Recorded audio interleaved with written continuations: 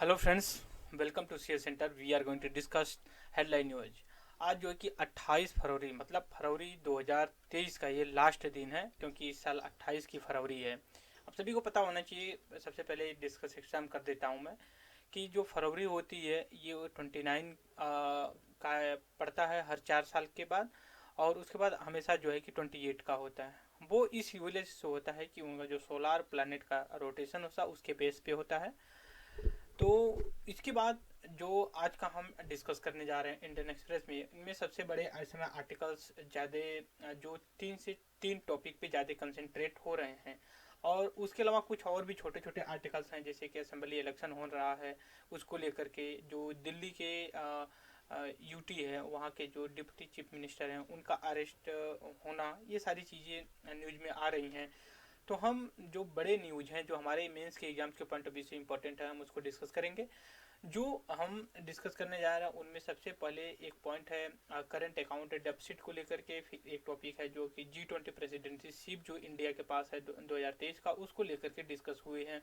ये काफ़ी पर्सनल मतलब आर्टिकल लिखा गया है एक इंडिविजुअल के द्वारा, लेकिन वो हमारे मेंस के और इंटरव्यू के पॉइंट ऑफ व्यू से काफ़ी इंपॉर्टेंट हो सकता है, क्योंकि जब हम डिस्कस किसी इंटरव्यू वगैरह का करते हैं तो उसमें हमारी भी एक ओपिनियन बनता है कि नहीं ये किस हिसाब से, जैसे कि उनका एक रोल मॉडल जो केरला का है उसको लेकर के, कम्युनल हारमोनी को लेकर के, मतलब जो अलग अलग रिलीजियस के लोग होते हैं उनकी जो है कि अपनी पर्सपेक्टिव को लेकर के वो एक्सपीरियंस करते हैं कि नहीं केरला में किस तरह की हिंदू मुस्लिम क्रिश्चियन के बीच में यूनिटी या फिर डिससेटिस्फेक्शन है, और इंडिया में किस तरह का है। फिर वो डिवाइड करते हैं नॉर्थ इंडिया साउथ इंडिया को लेकर के। इसके बाद जब G20 की बात करें तो कुछ दिन पहले की जो फाइनेंस मिनिस्टर हैं central bank of the country के जो गवर्नर होते हैं उनकी जो मीटिंग हुई थी बेंगलुरु में लेकर के, उसको लेकर के है। इसके बाद एक और आर्टिकल लिखा गया है एडिटोरियल, जो फार्मर आईजी डीआईजी रहे हैं पंजाब में कुछ दिन पहले अभी ये हुआ था कि कुछ रेडिकल ग्रुप जो है कि पुलिस स्टेशन पे अटैक कर दिए थे। उसमें उसको ले करके उनका आर्टिकल, उनका ये जो आर्टिकल लिख रहे हैं उसमें ये कहना है ये पहला इंसिडेंट है, इससे पहले भी कई आर्टिकल्स हुए थे। जो इंसिडेंट रिसेंट टाइम में है वो है एक व्यक्ति थे वो किडनैपिंग के चक्कर में, किडनैप करने के मतलब अपहरण करने के केस में जो कि उनको अंदर कर दिया गया था। ठीक है, तो उनको रिलीज होने का उनका मतलब जो टेन्योर था, पनिशमेंट दिया गया था वो पूरा हो गया था, तो उसको रिलीज करने को लेकर के प्रोटेस्ट हुआ और जो है कि पुलिस पे हमला किए लोग। ये चीज़ें हैं। और अगर मैं और भी अगर बात करूँ आर्टिकल जो इम्पोर्टेंट है हमारे एग्जाम्स के पॉइंट ऑफ व्यू से, तो उसमें एक ऑस्ट्रेलिया की यूनिवर्सिटी है जो इंडिया में पहली यूनिवर्सिटी होगी जो हम एक प्रोग्राम चला रहे हैं कि इंडिया फॉरेन यूनिवर्सिटी को जो कि अलाउड कर रहा है कि आप आकर के अपनी ब्रांचेस को इंडिया में ओपन करिए। तो उसमें वो पहली यूनिवर्सिटी होगी जो कि गुजरात में ओपन हो रही है।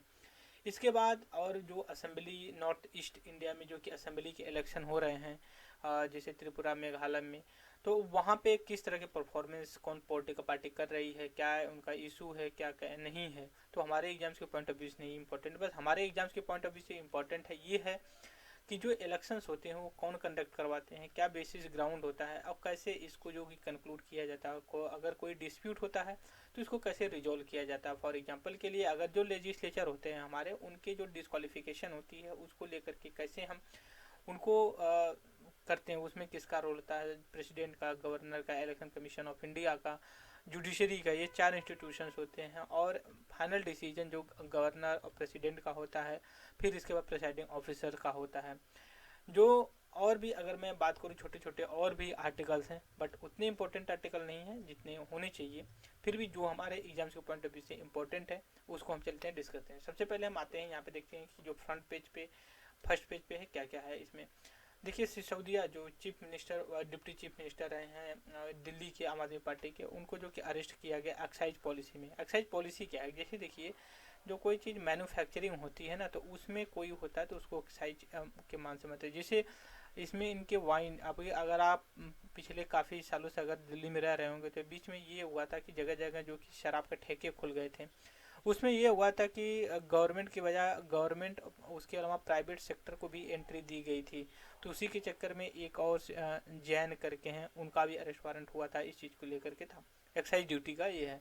तो हमें अपडेशन लाने की बात, अपडेशन होना चाहिए कि क्या मतलब हो रहा है, कैसे हो रहा है। इसके बाद देखिए एक PIL डाली गई थी कि जो इतिहास में गलती की गई थी, इंडिया तो हिंदुस्तान के नाम इंडिया का हिंदुस्तान ऐसा कुछ हिंदुज़म करने के लिए अपील की गई थी।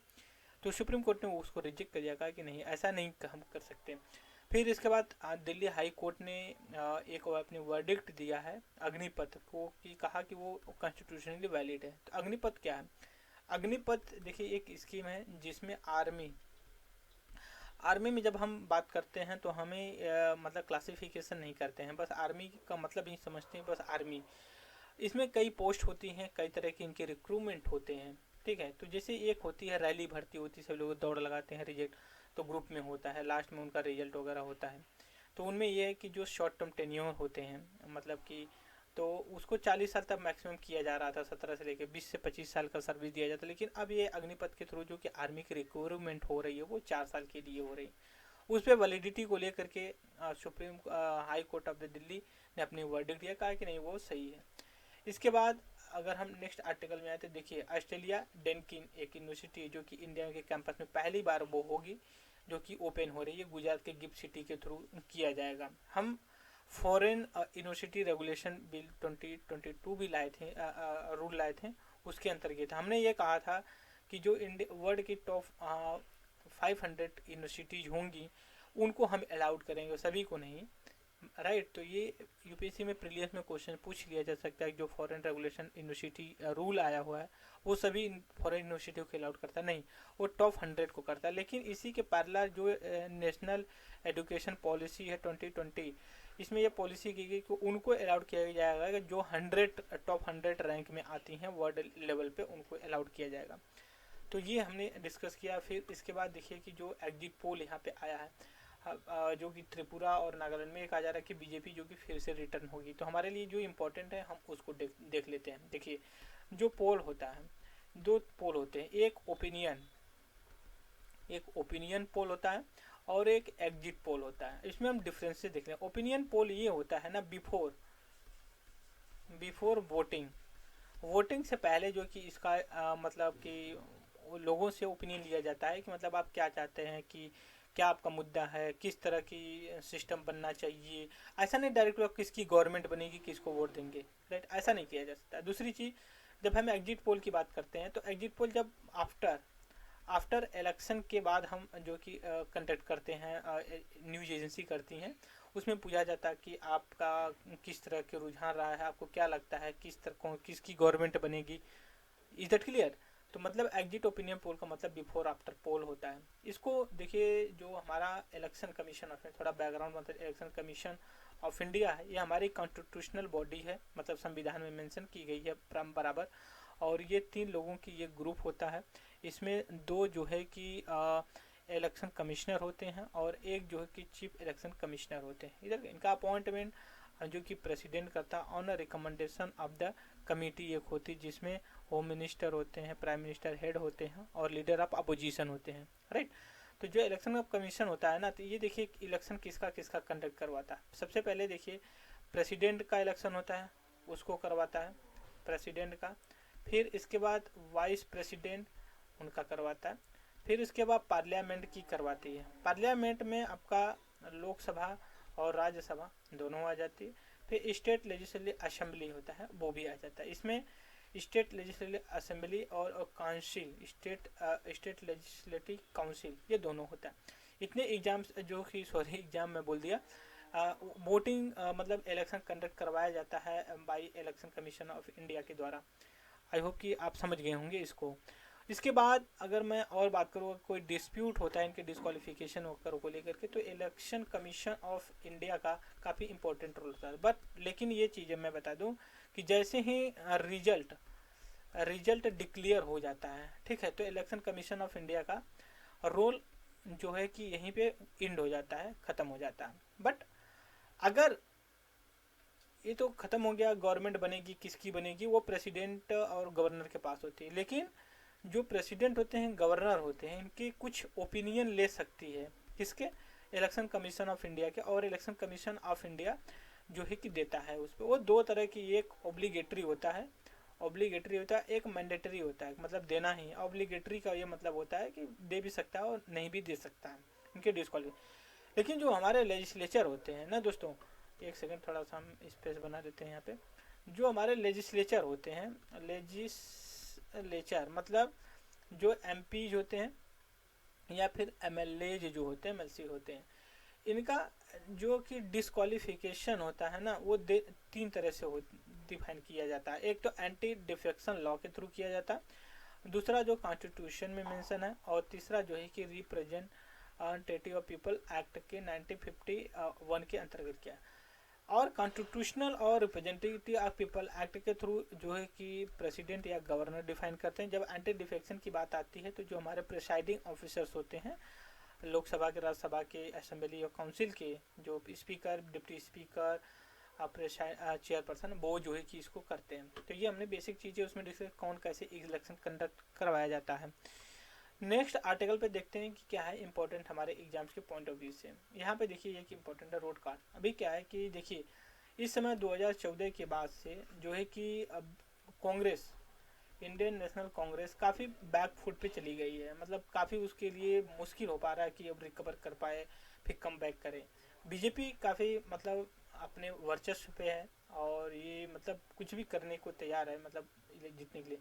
तो election commission, sorry, Indian national Congress अपने जो कॉन्स्टिट्यूशन है, क्योंकि देखिए कॉन्स्टिट्यूशन पॉलिटिकल पार्टी मतलब जो कानून नियम होता है पॉलिटिकल पार्टीज की, उसके अनुसार अब जो कि कांग्रेस ने ये किया कि 2024 का जो इलेक्शन होगा उसमें एससी, एसटी, ओबीसी और मिनॉरिटी मतलब ये हो गया कि जैसे कि रिलीजियस बेस पे मुस्लिम, क्रिश्चियन को लेकर के स्पेशल जो है कि उनको मतलब फोकस किया जा रहा है कि उनको अपने पार्टी में अलग तरीके के पोस्ट दी जाएंगी, उनका रिप्रेजेंटेशन हो, और रिप्रेजेंटेशन से वो अपनी कम्युनिटी की प्रॉब्लम को जोड़ के हमारे साथ शेयर करेंगे और सॉल्व किया जाएगा, ये सारी चीज़ें करनी है। उसके बाद देखिए यहाँ पर पंजाब है, ये प्रकाश सिंह है सर, प्रकाश सिंह है, ये काफ़ी मतलब देखिए ये serve as I G additional DGP BSF Punjab from high court, फिर उसके बाद व्यू द पर्सनल है।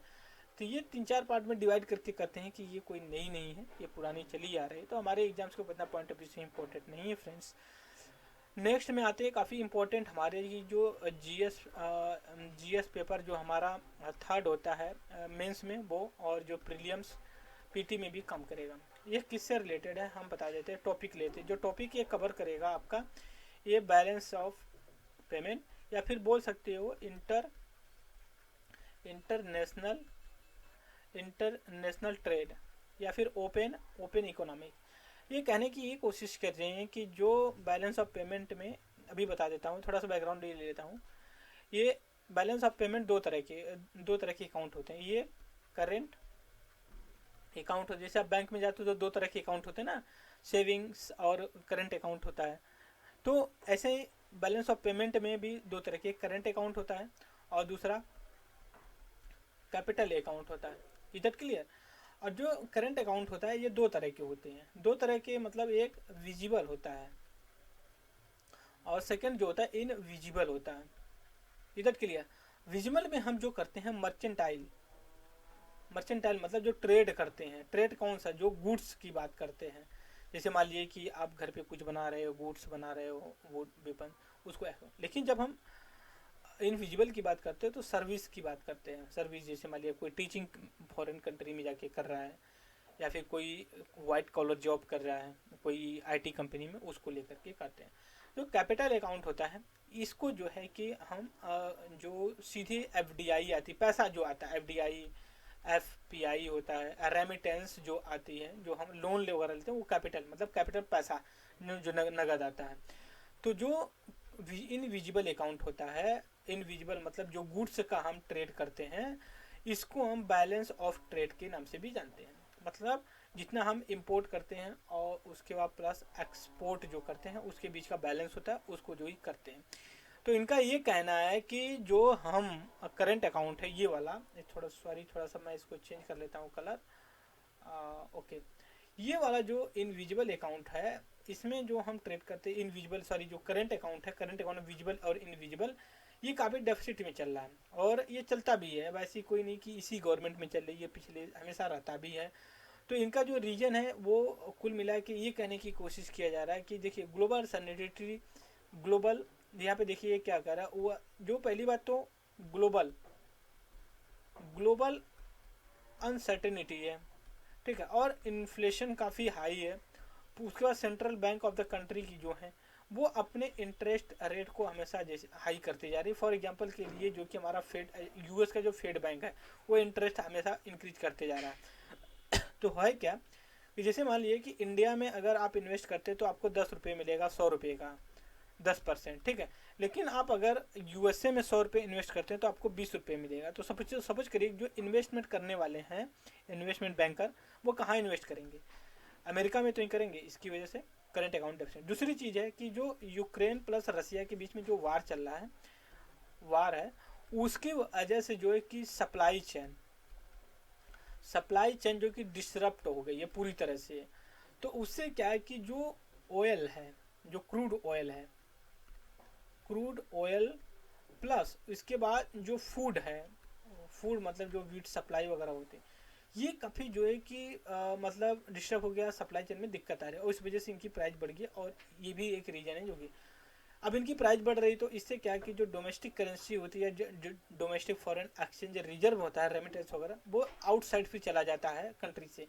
तो इस वजह से तो ये सारी चीज़ें ये कैलकुलेट करके बताने की कोशिश कर रहे हैं। फिर इसके बाद देखिए काफ़ी इंपॉर्टेंट ये आर्टिकल है जो इन्होंने इनका पर्सनल, ये कहते हैं कि मैं केरला में गया, पिछले कई दशक से जा रहा हूँ और मेरा एक अलग तरह का अनुभव है। और ये हमेशा ये कहा जाता है कि जो हेल्थ सेक्टर में लोग फॉरेन जो कि जाते हैं, और ये भी सही है कि हेल्थ सेक्टर में जो कि वर्ल्ड लेवल काफ़ी अच्छा, और इंडिया के भी लोग जाते हैं बाहर ट्रीट करने, और इंडिया में भी लोग आते हैं कुछ ऐसी सर्जरी के लिए जो इंडिया में काफ़ी एफिशिएंट और चीप, मतलब सस्ती इलाज हो जाते हैं, तो आते भी हैं। तो ये कहते हैं कि इनका ओपिनियन लेने से पहले मैं बता देता हूँ, जो केरला है, केरला में समझिए कि मेडिकल या फिर बोल सकते हो हेल्थ स्टैंडर्ड और लिटरेसी स्टैंडर्ड काफ़ी हाई है लोगों की, चाहे वो मुस्लिम हो या फिर हिंदू हो या क्रिश्चियन हो। और केरला में 25% अप्रॉक्सीमेटली की जो कि मुस्लिम रिप्रेजेंट करते हैं, ठीक है। तो ये काफ़ी अच्छी खासी क्वांटिटी बन जाते हैं। आप कभी नहीं सुने होंगे कि केरला में इस तरह की हिंसा हुई है। और ये कहते हैं अपना एक्सपीरियंस कि मैं एक बार हॉस्पिटलाइज हुआ था और वहाँ पे मैं गया और एक मुस्लिम नर्स होती हैं, उनसे मेरी कम्युनिकेशन होता है, तो उनसे कुछ वर्ड केरला के बारे में पूछते हैं। तो उन्होंने कहा था एम्बिशन इन द सेंस कि आपके पास जो भी उम्मीद है वहाँ पे फुलफिल की जाती है। उनका नर्स का जॉब था, वो जॉब करती है। और वे कहते हैं कि मैं ट्रेवल करता हूँ और मुझे एक अलग तरीके की जो कि एक्सपीरियंस हुआ कि वहाँ लोग मतलब किस तरह से कि जो कि मतलब रहते हैं। वहाँ कोई हिंदू मुस्लिम ऐसा कोई डिस्क्रिमिनेशन की जैसी कुछ चीज़ें नहीं होती हैं, और बजाय कि नॉर्थ इंडिया में देखें तो हो। स्पेशली ये फोकस एक लास्ट में आके कर देते हैं कि जो मतलब राइट विंग या बोल सकते हो बीजेपी को डायरेक्ट मतलब ये मेंशन कर रहे हैं, है भी इनका करना गलत भी नहीं।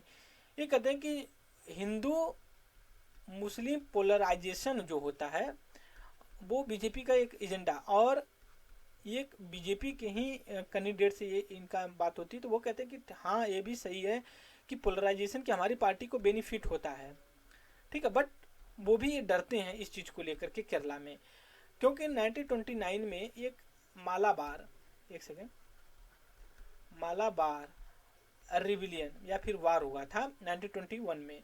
और इस समय यहाँ की जो इंडियन नेशनल कांग्रेस थी मालाबार की, उसके जो चेयरपर्सन थे वो हमारे गांधी जी थे, ठीक है। गांधी काफ़ी अच्छा इसमें रोल प्ले किए थे, मतलब कि कॉम्प्रोमाइज़ करना था। इसमें हुआ क्या था कि कुछ लोग इसको क्लास वार बोलते हैं, कुछ लोग इसको जो है कि बोल सकते हैं रिलीजियस वार, मतलब दो कम्युनिटी, दो रिलीजियस के बीच में वार, हिंदू मुस्लिम। तो ये क्लास के लिए इसलिए कहते हैं कि क्योंकि जो वहाँ पे जो थे वो मनी लेंडर हुआ करते थे, वो किसानों को, चाहे हिंदू हो चाहे मुस्लिम, वहाँ पे लोगों को इंटरेस्ट रेट पे काफ़ी हाई दिया करते थे। तो इस वजह से दिक्कत आई। लेकिन जो रिलीजियस वाले बात करते हैं वो कहते हैं कि जो लेंडर थे, मनी लेंडर थे, जो देते थे पैसे, वो हिंदू थे, ये भी सही है उनका। लेकिन जो वो थे, मतलब वहाँ पे लोन लिए थे वो मुस्लिम थे, इस वजह से इनको पेंट कर दिया जाता। ठीक है, काफ़ी सक्सेसफुल ये मालाबार वार रहा। तो ये इनका ओपिनियन रहा है कि कैसे किस तरह से किया जा सकता है। और अब हम आते हैं नेक्स्ट पे। देखिए अभी क्या है कि एक है कि level playing field, regulator look the similar exam for all education board. अब ये क्या है कि एक इसको अलग से डिस्कशन किया जा सकता है। इनका मैं बता रहा हूँ कि इनका एक ऐसा रिसर्च पेपर है कि हर बच्चों को एक कॉमन जो कि इंटरेस्ट रेट दिया, जैसे GERE एक एग्ज़ाम होता है जो फॉरेन स्टडी के लिए दिया जाता है, तो उसका है। तो इतना इंपॉर्टेंट हम नहीं जाएंगे उस पर, अगर कभी टाइम मिला तो। अब देखिए ये कार्टून कार्टून या फिर कॉमिक्स बोल सकते हैं, कॉमिक। ठीक है, भी क्या हुआ कि यूनाइटेड स्टेट ऑफ अमेरिका में बहुत से ऐसे न्यूज़पेपर थे, वो कॉमिक्स ऐसे या पिक्चर को या फिर कार्टून को पब्लिश करना बंद कर दिए। क्यों कर दिए कि ये एक देखिए स्कॉट एडम एक व्यक्ति हैं, इन ये काफ़ी इस पे अच्छा काम करते थे, लेकिन इनको अब्यूज किया गया रेशियल बेसिस पे।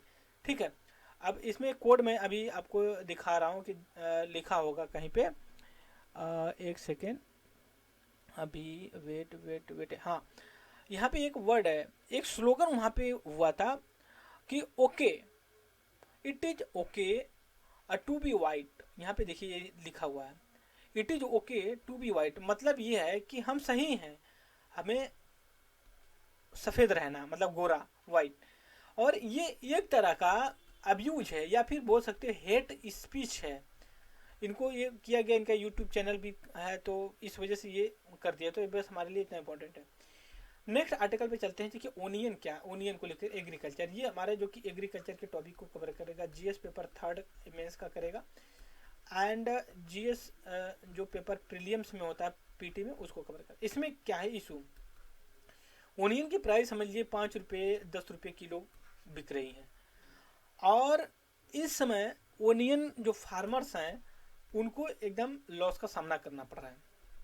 थोड़ा सा बैकग्राउंड लेते हैं, पर हमें कॉन्टेक्स्ट पता है। जो ओनियन होती है 3 सीजन में कल्टीवेट किया जाता है, हार्वेस्ट किया जाता है, लेकिन कुछ ऐसे सीजन हैं कि जिसमें कल्टीवेट किया जाता है, उसमें उनके में जो कि जो नमी होती है काफ़ी हाई होती है, जो लेट लेट खरीब होती है और खरीब होती है, खरीब। ठीक है, इनमें जो खरीब, लेट खरीब और राबी सब में जो कि किया जाता है इनका कल्ट। तो इनमें बहुत ज़्यादा मॉइस्चर होता है, इनको बहुत ज़्यादा समय तक प्रिजर्व करके नहीं लिया जा सकता, और इस वजह से फार्मर्स चाहते हैं कि हम इसको सेल कर दें मार्केट में।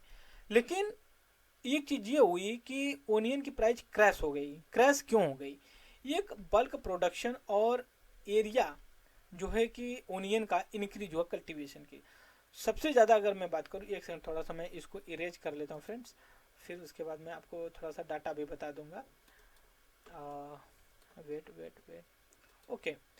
अब देखिए क्या है कि मतलब महाराष्ट्र, अब बोल सकते, एक सेकेंड, हाँ, महाराष्ट्र काफ़ी हाई प्रोड्यूसिंग ओनियन है। फिर उसका एमपी है, गुजरात एमपी है, फिर देखिए महाराष्ट्र है सबसे ज़्यादा, फिर इसके बाद एमपी है, फिर इसके बाद कर्नाटका है, फिर इसके बाद आपका गुजरात है, फिर राजस्थान है, फिर बिहार है, फिर मेजर प्रोड्यूसिंग स्टेट है। तो अब क्या है, देखिए मैं बता रहा हूँ, अब समझिए कि महाराष्ट्र अकेले ही अप्रॉक्सीमेटली बोल सकते हो कि 25-30 के आसपास जो कि टोटल प्रोडक्शन ओनियन का करता है। अब इसमें क्या, इनकी प्राइस क्रैश हो गई, तो इसमें ये कहा जा रहा है कि इनको देखिए एमएसपी वगैरह का दिक्कत है, तो इसमें ये कहा जा रहा है कि इनको गवर्नमेंट को प्रोक्योर करना चाहिए और इनकी प्राइस क्रैश को जो कि बचाना चाहिए। तो आप अंदाज़ा लगा सकते हो, कभी 100 के आसपास पहुंच जाती है, उन्हें कभी नहीं पहुंचती, ये बात आ। अभी देखिए United security council, United nation human rights की जो कि चल रही, तो अब इसने ये कुछ कंसर्स जाहिर किया है। कुछ ऐसे कंट्री हैं वहाँ पे ह्यूमैनिटेरियन क्राइसिस बहुत ज़्यादा है, भूखमरी है, उनको जो है कि रिजॉल्व किया, स्पेशली यमन को लेकर के वो टारगेट कर रहे हैं। फिर उसके बाद एक रिपोर्ट के अनुसार ये कहा जा रहा है कि इंडिया सबसे टॉप कंट्री में है, कि जो 2022 में जो है कि 2022 में सबसे ज़्यादा की इंटरनेट को बंद किया 84 टाइम। ठीक है, 84 टाइम। और इंडिया के जो स्टेट हैं, जम्मू एंड कश्मीर सबसे ज़्यादा, फिर उसके बाद जो कि राजस्थान है सबसे ज़्यादा इंटरनेट शट डाउन करने की। दूसरी चीज़, अब हमारे आदमी ये है कि किसके पास पावर होती है इंटरनेट शट डाउन करने के लिए? सेंट्रल स्टेट के दोनों के पास होती है, लेकिन स्टेट में जो मिनिस्ट्री होती है वो कौन है? Home ministry of home affair है, इसके पास पावर होती है। और ये जो कि telecom service public emergency regulation act safety rule 2017 के अंतर्गत ये किया। आईटी एक्ट ऐसा कुछ नहीं कि उसके अंतर्गत किया जाता है। फिर उसका ग्रीन हाइड्रोजन को लेकर के काफ़ी चर्चा चल रहा है। ग्रीन हाइड्रोजन क्या होता है ये तो पता है। जैसे मान लीजिए कि हमारा H2O, टू हाइड्रोजन और जो कि एक ऑक्सीजन से वाटर बनता है, ठीक है। हमें पता है कि हमारे प्लानट पे मोर देन 75% जो कि वाटर है, ओशन की एरिया है, वो ग्रीन हो दिखता है इधर, क्लियर। तो हम इस ओशन की वाटर से जो कि एनर्जी को जो कि जनरेट करें, उसी को ग्रीन हाइड्रोजन बोला जाता है। तो इसमें बहुत से कॉन्सिक्वेंसेस हैं, बहुत से हाई कॉस्ट प्राइस है, भले कहने के लिए लोग कर रहे हैं, बट इतना ईजी नहीं है वहाँ से एनर्जी को एब्स्ट्रैक्ट करना है। That is my point of view. फिर इसका पब्लिक सेक्टर बैंक, ये हैं जो कि ये मोबिलाइज किए डोमेस्टिक सेविंग को काफ़ी, इस समय जो कि 8.8 हायर रही है। तो ये हमने आज के डिस्कशन किया दोस्तों। और ये 28 फरवरी का डिस्कशन रहा। इसमें बहुत से ऐसे आर्टिकल्स होते हैं जो हमारे एग्जाम्स को पॉइंट ऑफ व्यू से इंपॉर्टेंट नहीं हो, that's why I did not discuss this articles. So इस वीडियो में फ्रेंड्स और इतना ही, और thank you very much discussion.